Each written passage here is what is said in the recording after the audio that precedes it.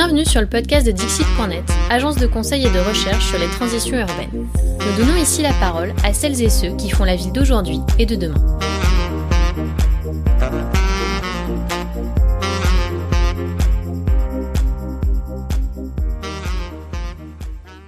Claire Réassa, bonjour. Alors Claire, tu es chef de projet à France Stratégie, une sorte de think tank de l'État, mais tu nous expliqueras ce que c'est exactement, où tu travailles notamment sur les enjeux de la transition écologique et puis leur mise en œuvre sur les territoires.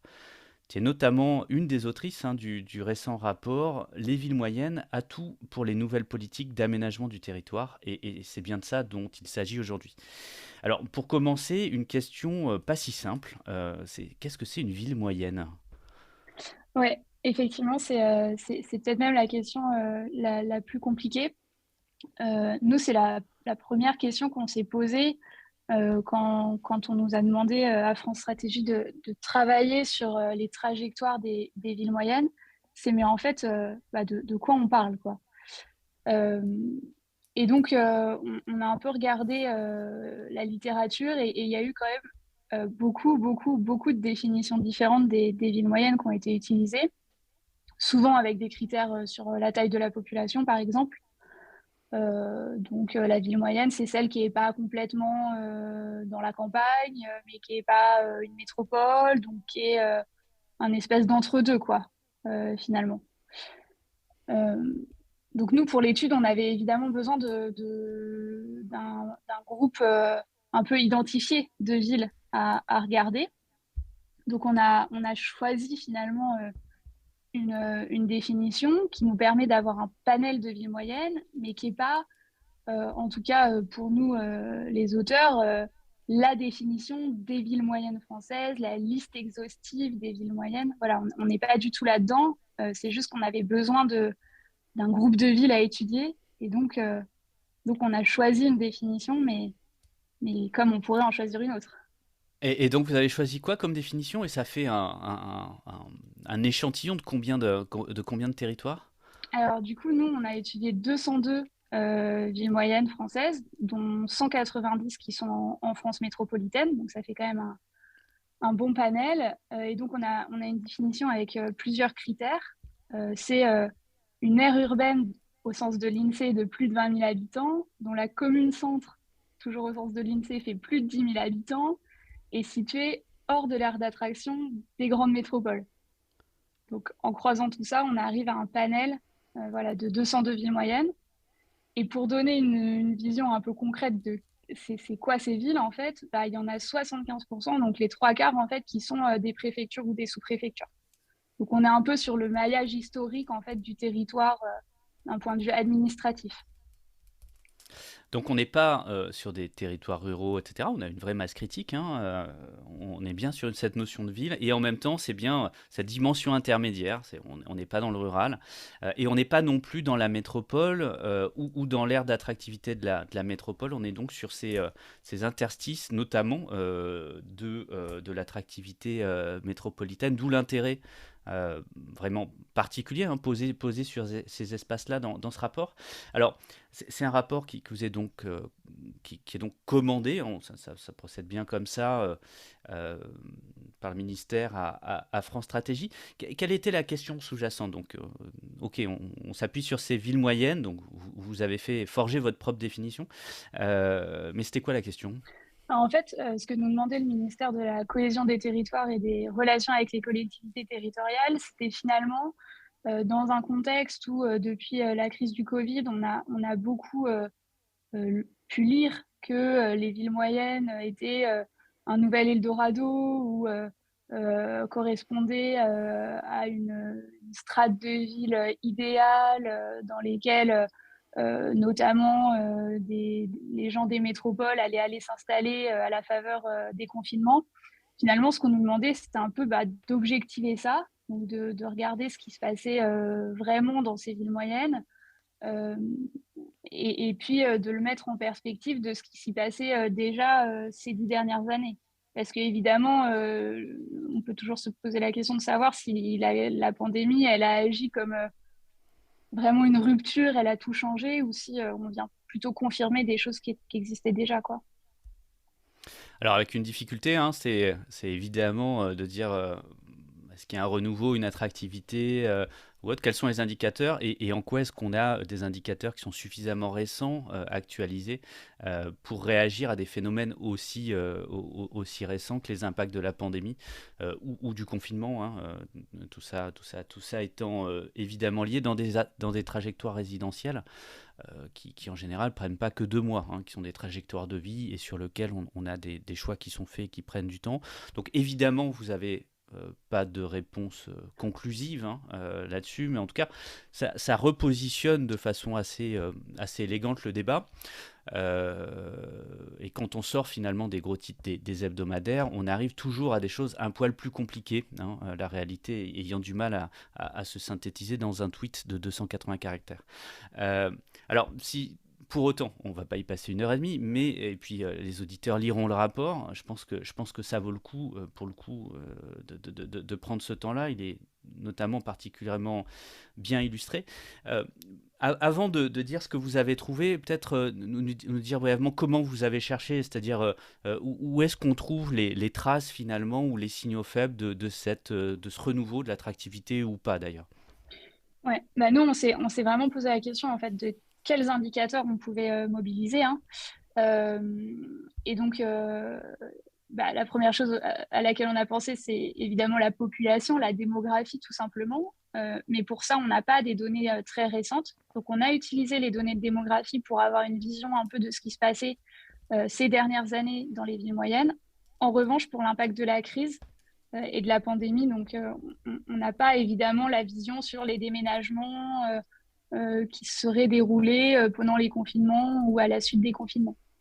Du coup, on a été obligé d'utiliser d'autres choses et donc on avait à disposition les données sur l'emploi, donc qui est quand même un marqueur de l'activité économique, peut-être plus que de l'attractivité, mais en tout cas, voilà, qui est un marqueur du dynamisme d'un territoire. Et puis, on avait aussi des données de prix de l'immobilier et donc qu'on a pu mobiliser. Alors seulement sur l'année 2020, donc sur les prix de l'immobilier, ce sera à confirmer avec les données 2021 qui n'étaient pas consolidées au moment où on a fait l'étude. Oui, donc on prend des faisceaux, hein, des faisceaux d'indicateurs pour 2 sujets, à la fois contextualiser le phénomène en prenant du recul historique, en tout cas sur la dernière décennie. Euh, Si on veut mesurer ce qui change, faut bien qu'on ait un point de repère, mais aussi en essayant de trouver des indicateurs clés. Alors, si on donne un peu sur ces 200 et quelques communes, 202, c'est ça, Ouais. dont 190 donc en France métropolitaine, si on donne une image globale, quelles sont les trajectoires de ces villes moyennes ces 10 dernières années? Et puis, qu'est-ce qu'on peut en retenir là sur les évolutions les plus récentes? Bah, déjà, ce qui est assez intéressant, c'est de regarder ce bloc. Comment ces 202 villes moyennes se sont comportées en, en tant qu'un seul ensemble, quoi. Et donc, ce qui est quand même assez intéressant, c'est que, par exemple, si on regarde la population, en fait, ces 202 villes moyennes, elles représentent une part stable de la population, pas depuis 10 ans, depuis 50 ans. Donc, en fait, on a quand même une remarquable stabilité du nombre de personnes qui habitent dans ces villes moyennes au cours du temps. Donc, ça, c'est un premier élément. Euh, et puis, ce qu'on montre Alors, aussi. Ouais. excuse-moi, je t'interromps là-dessus parce que c'est quand même important. Ça veut dire que euh, la crise dont on a beaucoup parlé sur les villes moyennes ne serait pas tout à fait confirmée, en tout cas par les données démographiques. En tout cas, pour ce que vous appelez ville, c'est peut-être un point important, c'est-à-dire, il me semble que vous n'étiez pas sur le périmètre communal, hein, mais bien un Ouais, regard sur... exactement.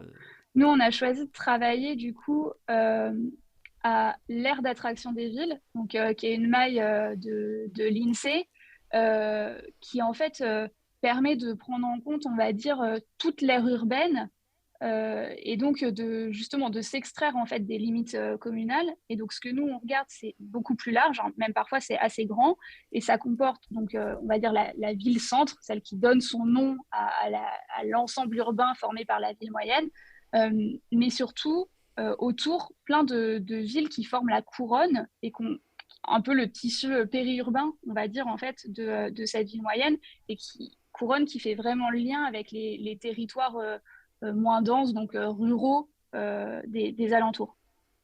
Donc vous avez regardé la ville moyenne telle qu'elle est vécue, hein, c'est-à-dire quand on dit j'habite là, en fait je suis pas nécessairement dans la commune centre, mais je suis dans la très proche périphérie, dans la commune d'à côté, etc.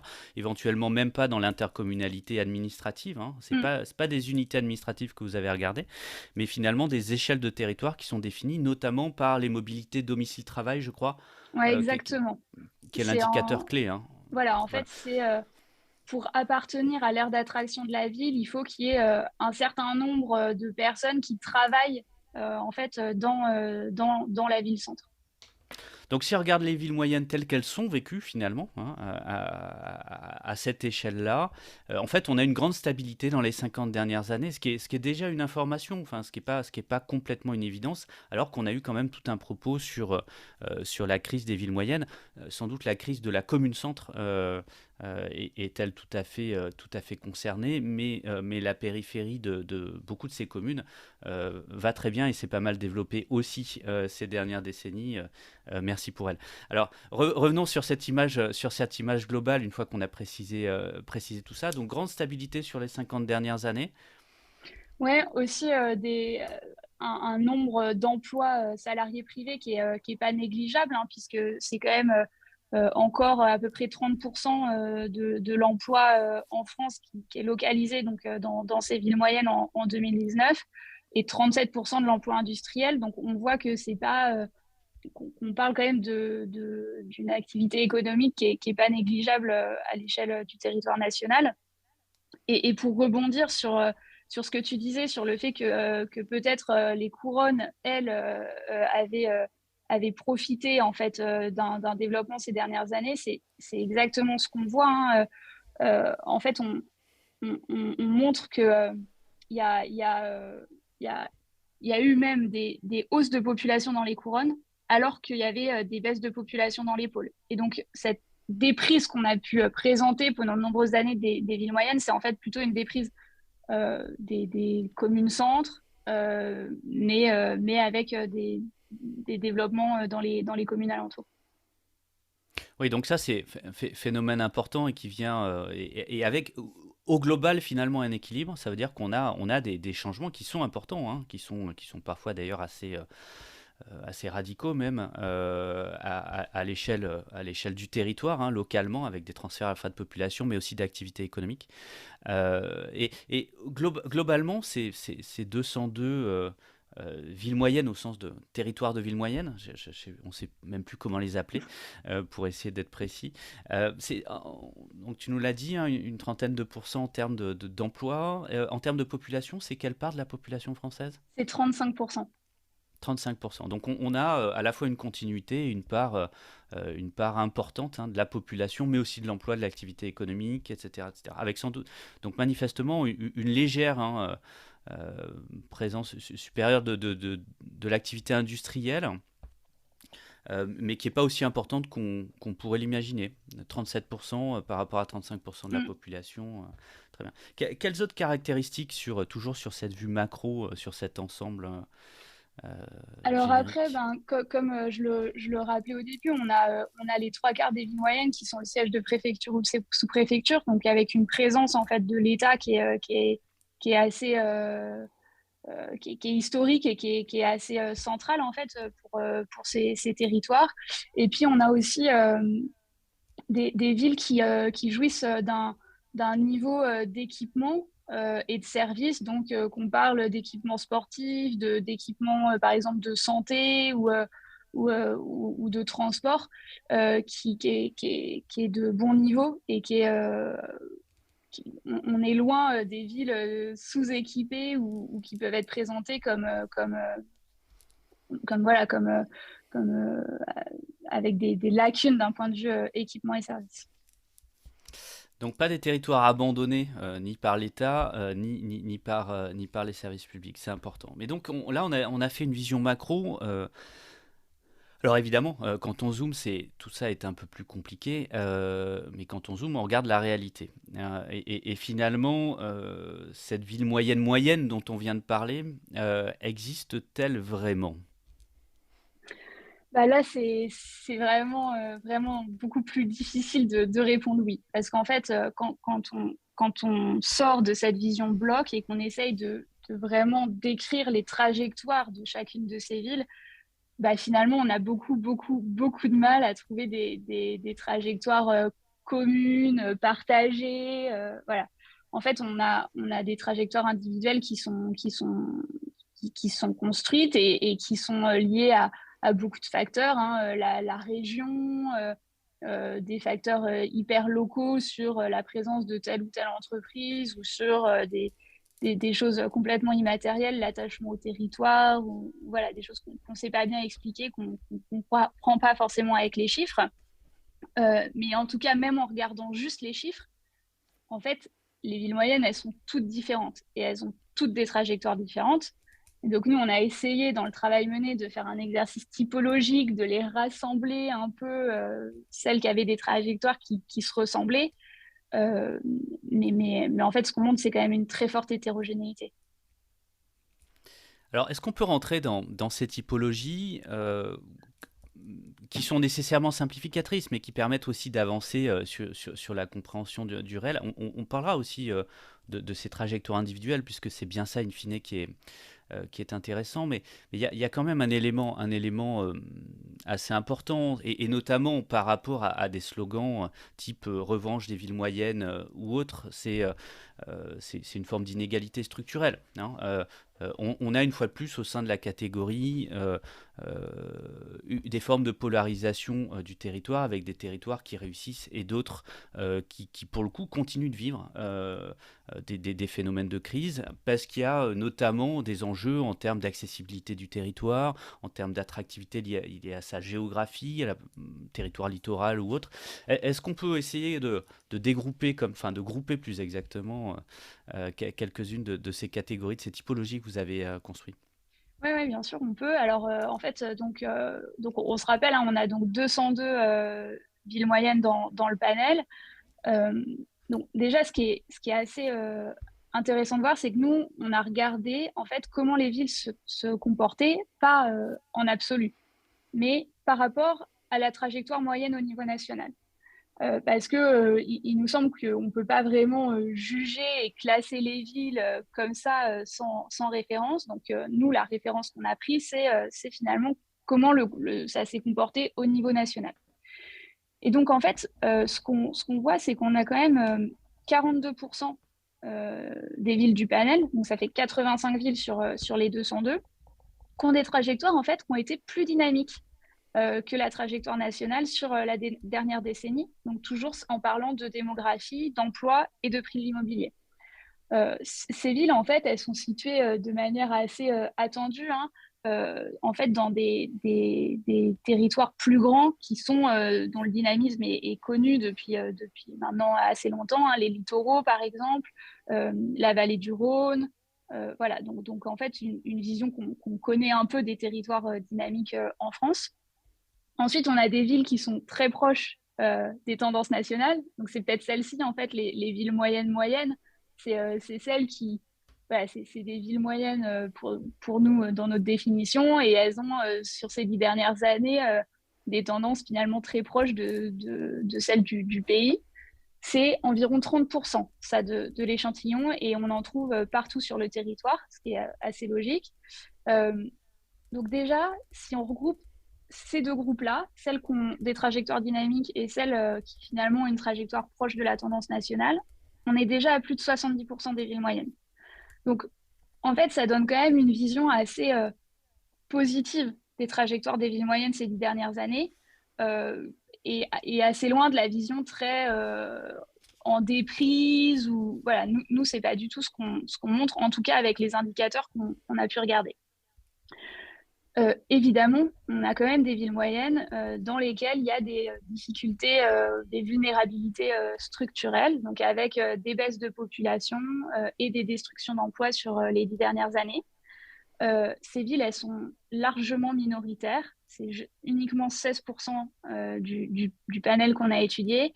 Euh, En revanche, ce qui est assez intéressant, c'est qu'elles sont assez concentrées sur le plan géographique dans le centre de la France et dans un quart nord-est assez élargi. Et puis enfin, nous, on a fait une catégorie un peu atypique, justement avec des villes dont on trouvait que les trajectoires étaient atypiques. Et c'est en fait des villes où, par exemple, on avait une hausse de la population et des prix de l'immobilier qui pourtant évoluaient pas, ou voilà, en fait, des indicateurs un peu contrastés qu'on ne sait pas forcément bien expliquer et qu'on a regroupés dans ce quatrième groupe. Alors, mais qui est aussi intéressant, qui est révélateur, parce que ça veut dire qu'on peut avoir soit des phénomènes locaux, soit même des stratégies territoriales, hein, donc une volonté, donc voilà, que ce soit une volonté ou pas, une stratégie, mais on peut avoir un horizon, un destin, quand on est dans cette catégorie générique de ville moyenne, qui finalement nous sort des voisins, qui, eux vont vivre une dynamique régionale ou une démographie générale, etc., Mm. etc. Et donc que quelque part, il peut y avoir des voies d'échappement et des perspectives individuelles pour les uns et les autres. Alors, on l'a vu dans ce cadre-là aussi, et il y a un certain nombre de publications qui commencent à affirmer, à démontrer quelque part ce qu'on est très nombreux hein, à dire depuis assez longtemps que cet exode urbain n'a pas eu lieu, mais pour autant que la pandémie a évidemment des impacts, mais sans doute générateurs de flux limités, qui sont autant d'opportunités, mais aussi parfois de problèmes, hein, sur des territoires qui accueillent de nouveaux flux de population. Alors, qu'est-ce que vous, au travers de votre étude, donc là on a quelque part stabilisé une trame historique, est-ce que vous avez identifié, vous, déjà, des dynamiques, pu identifier des dynamiques aussi récentes qu'elles soient, là-dessus, qui soient liées directement à la pandémie? Ouais, alors je pense qu'il y a deux éléments qu'on a mis en avant. Donc d'abord, on a regardé ce qui s'est passé au niveau de l'emploi dans ces villes depuis la pandémie. Donc déjà, enfin, pour avoir un point de comparaison, il faut savoir qu'en fait, euh, en 2021, le niveau d'emploi au niveau national, il a dépassé celui de 2019. Donc on a eu en fait au niveau national une croissance importante de l'emploi pendant ces 2 années. Enfin, en tout cas, on est repassé au-dessus du niveau de 2019. Euh, et alors, ce qui est très intéressant, c'est que les villes moyennes, elles ont parfaitement suivi cette tendance. Et la croissance de l'emploi, en fait, pendant la pandémie dans les villes moyennes, a été de 2,3%, ce qui est exactement la moyenne nationale. Donc, on est vraiment hyper alignés. Euh, et ce qui est légèrement supérieur à ce qui s'est passé dans les métropoles. Et ça, c'est quand même un petit peu différent de ce qu'on pouvait voir sur les années précédentes. Donc, en fait, pour le dire très simplement, en 2 ans, dans les 202 villes moyennes qu'on regarde, on en a 160 qui ont créé de l'emploi. Ça, c'est pour la vision globale. Est-ce que ça veut dire qu'elles ont toutes bien passé la pandémie? Évidemment, non. Euh, et là, en fait, on se rend compte que les trajectoires qui étaient déjà enclenchées ont un rôle très important. Et donc, les villes moyennes qui avaient tendance à créer de l'emploi avant la pandémie ont plutôt créé de l'emploi pendant la pandémie. Et celles dans lesquelles qui pouvaient connaître des destructions d'emplois liées à plein de facteurs différents avant la pandémie euh, ont aussi eu plus de mal pendant la pandémie. Est-ce que ça suffit de dire ça? Évidemment non. Il y a aussi des cas où c'est l'inverse, des cas où on a des villes qui peut-être détruisaient de l'emploi avant la pandémie, enfin dans lesquelles il y avait des destructions d'emplois avant la pandémie et qui, pendant la pandémie, ont vu des créations d'emplois et inversement. Donc en fait, tout ça est très très singulier, encore une fois, et difficilement généralisable. Alors, on retrouve une pandémie qui est plus une forme d'accélération de phénomènes existants. Ou un révélateur hein, aussi. Mm. Je pense qu'on a là-dessus finalement un autre regard posé sur nos territoires à l'occasion de cette pandémie. Et c'est intéressant, y compris de retourner cette trajectoire des 50 dernières années en disant elle est finalement plutôt stable pour ces territoires-là, sur lequel on retrouve à la fois hein, des grandes tendances régionales qui sont liées à l'héliotropisme, à des territoires plus attractifs, etc., dans lesquels évidemment s'intègrent, qui s'imposent aux villes moyennes, mais pas à toutes. Il y a bien une capacité de destin individuel et on le voit on le voit sur votre travail et c'est vraiment intéressant là-dessus parce que c'est autant de marge finalement pour des stratégies locales, pour des modes d'action des territoires là-dessus qui s'inventent leur propre avenir aussi et qui sortent finalement de leur catégorie ou de leur typologie en s'inventant un avenir qui leur est propre. Donc la ville moyenne n'existe pas, hein, je pense qu'on peut le conclure. Il y a bien cette capacité pour ces territoires à maîtriser leur destin. Encore faut-il à la fois mettre en branle ces stratégies localement, puisqu'on l'a dit, on parle de territoires qui ne sont pas des unités administratives, dans la plupart des cas. Mais aussi qu'il y a un soutien là-dessus des politiques publiques nationales. Alors, vous tissez un certain nombre de débuts de propositions, en tout cas des pistes de réflexion pour l'action, tirées de ces conclusions-là. Qu'est-ce qu'on peut retenir comme élément clé là-dessus?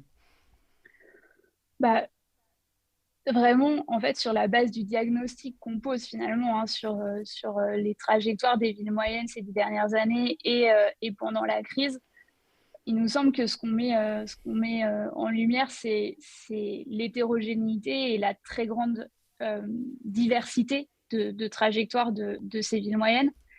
Et il nous semble en fait que ça appelle du coup des politiques publiques qui soient des accompagnements vraiment différenciés des territoires et qui permettent de répondre de manière très précise aux enjeux qui se posent dans les territoires. Je vais m'expliquer. On a vu que dans les 202 villes moyennes, on en a une large part qui ont connu des trajectoires plutôt dynamiques par rapport à la moyenne nationale. Pour autant, dans ces villes, on montre qu'il y a aussi des enjeux. On a par exemple des enjeux de chômage ou de pauvreté qui peuvent être importants dans des villes dynamiques sur le plan de l'emploi et de la démographie. On a des enjeux de consommation d'espaces naturels, agricoles et forestiers qui peuvent être très importants dans des villes vues comme des territoires dynamiques, par exemple sur les littoraux. Et donc, il nous semble que tout ça appelle vraiment en fait des stratégies d'accompagnement des territoires face aux enjeux qu'ils rencontrent. Et donc, finalement, de sortir de la logique de la réplication d'un modèle qu'on pourrait supposé vertueux pour aller vraiment vers un accompagnement différencié et adapté à la réalité de chaque territoire. Oui, donc sortir du marteau qui va taper toutes les têtes de clous et produire une caisse à outils plus complexe, plus fine, mais qui va s'adapter aux besoins des territoires. Et puis une fois de plus, on parle de territoire vécu. Ça pose aussi une question, et là moi je me permets moi de la poser, ou en tout cas de l'affirmer. Ça pose la question de à qui on s'adresse, aussi localement, pour qui sont faites ces politiques publiques et à quelle échelle et comment est-ce qu'on élabore localement des stratégies, des visions finalement de l'avenir du territoire qui permettent aussi de s'échapper, d'avoir son destin individuel et de s'échapper un peu des prédéterminants qui seraient posés sur ces fameuses villes moyennes dont on a bien conclu qu'elles n'existaient pas. C'est ça.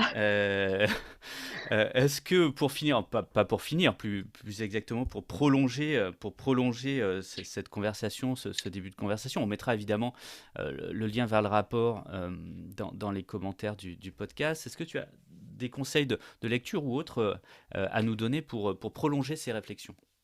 Oui, Sylvain, on a un peu parlé du mot qui a été à la mode, d'exode urbain là, pendant ces 2 dernières années.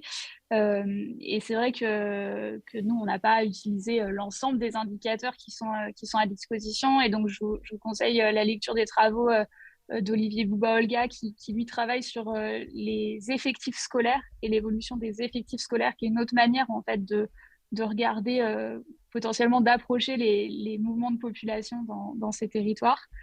Et puis pour changer aussi un peu de vision, on a une approche qui est très statistique et très froide en fait de ce qui se passe dans les territoires, mais évidemment la vie localement est beaucoup plus riche que ça. Et donc, je vous invite à aller voir le film La campagne de France, qui relate en fait la tenue des élections municipales dans une petite ville et qui donne à voir en fait une autre image que celle que nous on peut avoir dans des travaux un peu analytiques. Alors qui reste, quoi qu'il en soit, particulièrement accessible et illustré, notamment d'un vrai travail carto. Donc c'est une vraie plus-value aussi sur vos travaux.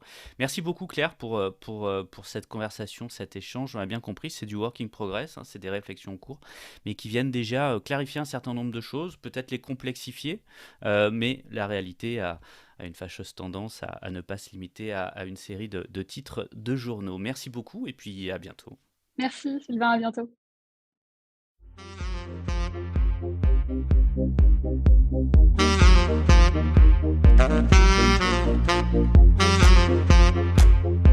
Merci pour votre écoute. N'hésitez pas à vous abonner à notre newsletter sur dixit.net/newsletter et à bientôt pour une nouvelle rencontre avec celles et ceux qui font la ville d'aujourd'hui et de demain.